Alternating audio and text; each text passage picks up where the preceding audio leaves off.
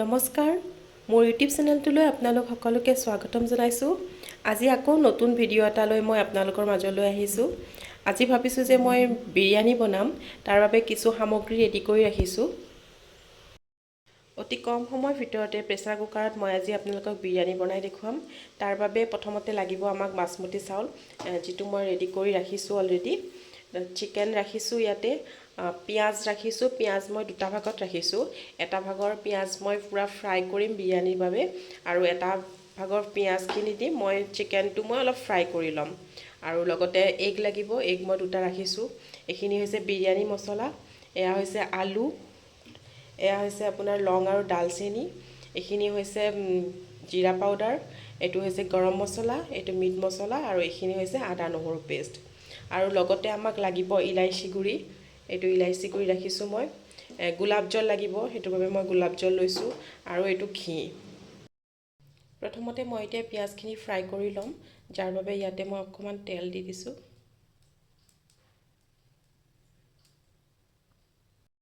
ইয়াত তেল গৰম হৈ গ'ল। এতিয়া মই প্ৰথমতে পিঁয়াজখিনি ভাজি ল'ম ইয়াতে। যিহেতু মই এই পিঁয়াজখিনি বিৰিয়ানীত দিম, সেইটোৰ বাবে এইখিনি অলপ ডিপ ফ্ৰাই হ'ব লাগিব। এতিয়া পিঁয়াজখিনি ব্ৰাউন হৈ আহিছে লাহে লাহে। পিঁয়াজখিনি হৈ গ'ল, এতিয়া মই এইখিনি নমাই ৰাখিলোঁ। এতিয়া মই ইয়াতে চিকেনটো ফ্ৰাই কৰিম, তাৰ বাবে ইয়াতে তেল আছেই, ইয়াতে তথাপিও মই 1 চামুচ ঘি দি দিম।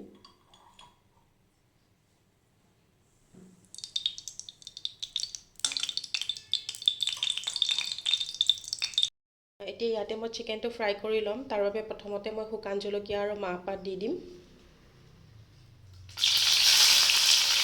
পিঁয়াজখিনি দি দিম।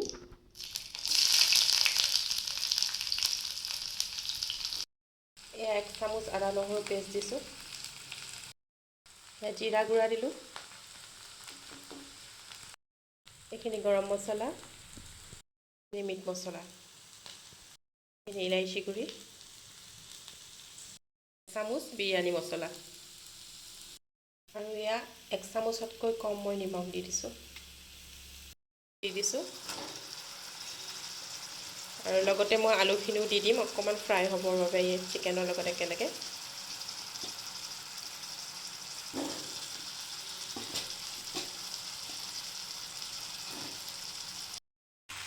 এতিয়া এইখিনি 10 মিনিট সময়ৰ বাবে মই ঢাকন দি ৰাখি দিম।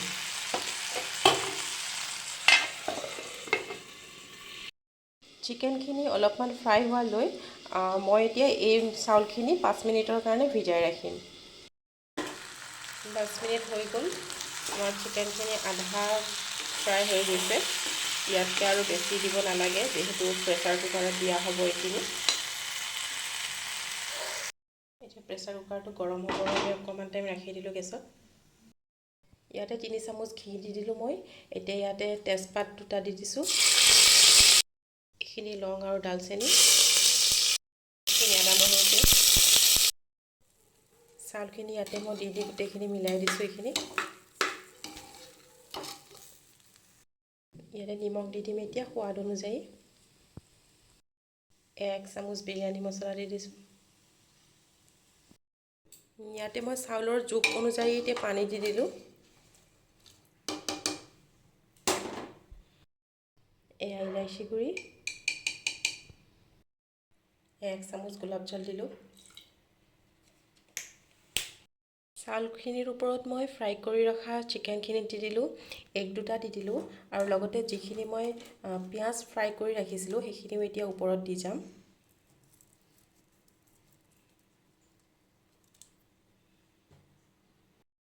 এইখিনি আমাৰ গোটেই ৰেডি হৈ গৈছে।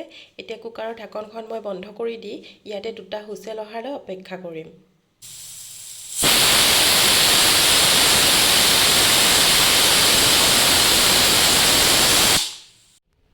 এয়া বিৰিয়ানী মোৰ ৰেডি হৈ গ'ল। বিৰিয়ানীৰ লগত খাবলৈ মই আগতীয়াকৈ এয়া চাটনি ৰেডি কৰি ৰাখিছোঁ। যদি মোৰ ভিডিঅ'বোৰ চাই আপোনালোকৰ ভাল লাগে, তেতিয়াহ'লে লাইক, কমেণ্ট এণ্ড ছাবস্ক্ৰাইব কৰি দিব। ধন্যবাদ।